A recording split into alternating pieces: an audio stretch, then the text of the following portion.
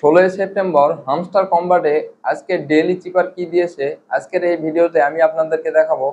আপনারা সবার প্রথমে সবার আগে ডেইলি চিপার এবং ডেইলি কম্বো পেতে আমার এই চ্যানেলটি সাবস্ক্রাইব করবেন।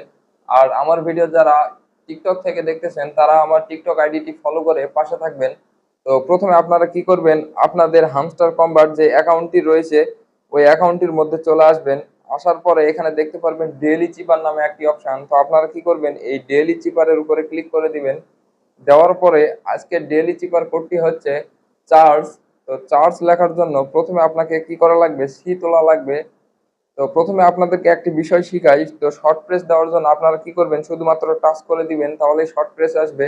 আর লং প্রেস দেওয়ার জন্য আপনারা কি করবেন, একটু না ট্যাপ করে ধরে থেকে ছেড়ে দিবেন তাহলে লং প্রেস আসবে।